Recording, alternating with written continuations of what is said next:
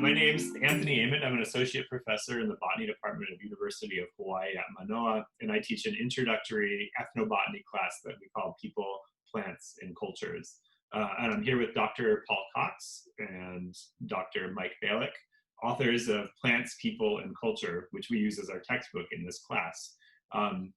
Dr. Cox and Dr. Balick, can you tell us a little bit about the new edition of this book that just came out? You know, it's really exciting because we've been able to add new chapters, a whole chapter on plants that harm and ways that can lead us to better understandings. And then a really expanded chapter on conservation, how indigenous people really, because they revere the earth as sacred, not as a commodity, but as sacred, they have insights that we think can really lead to new paradigms, new ways of conserving the earth's biodiversity. And it's been an exciting book to write. Michael, what would you add?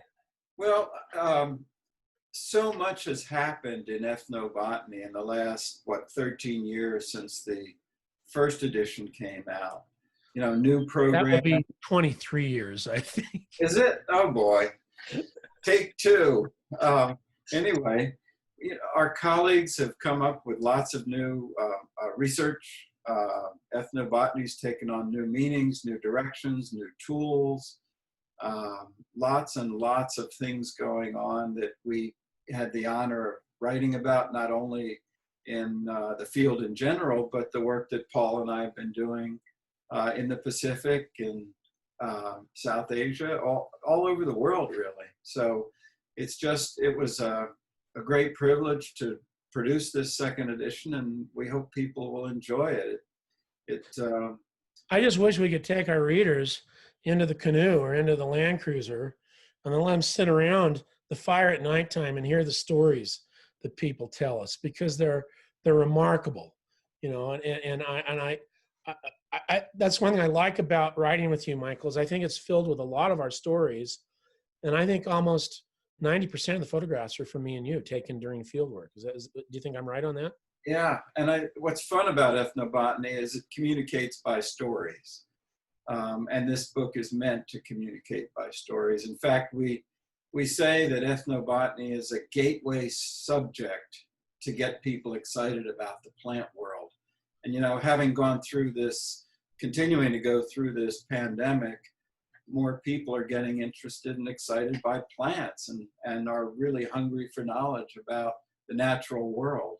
And what well, we're pretty audacious. We're pretty audacious in our claim, which is that plants have actually constrained the development of human cultures. They've deeply influenced us, from the spice traders to the hippies that use hallucinogenic plants to many of our basic pharmaceuticals.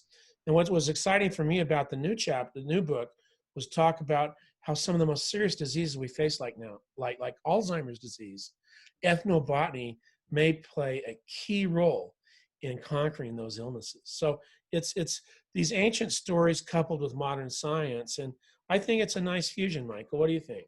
Absolutely. And one of the fun things for me was that since both of us travel so much, we finally figured out that on this certain day in this certain year, we would be in Fiji for a week, and that we decided to get together. The hotel gave us a little room, and we banged out one of the chapters during that week. And you know, you sort of knock around the world, and then, oh, Paul, yes, oh yeah, I'll be in Fiji then, and and we just did it, you know. So it was great fun. And a sense that people often see plants as a portal to another world.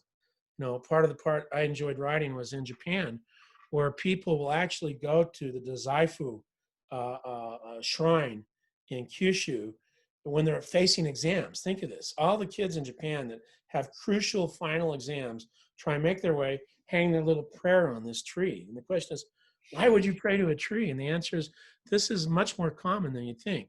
We also talk about a plant that's revered by billions of people, the lotus plant, in Buddhism and Hindu thought, and why these plants seem to symbolize a different world, a spiritual way. And that was fun for me to write. We also wrote a little bit about drug abuse, and your experiences in the Amazon were pretty interesting in that way, Michael. Well, I've really studied food plants, but I observed a lot of people using different things. And of course, our mentor, Professor Schultes, was the world's authority in psychoactive plants. But I would propose that the world needs something positive right now and going forward. And this book is positive energy for the soul. So we hope our efforts were worthy of you, and we hope people will read it.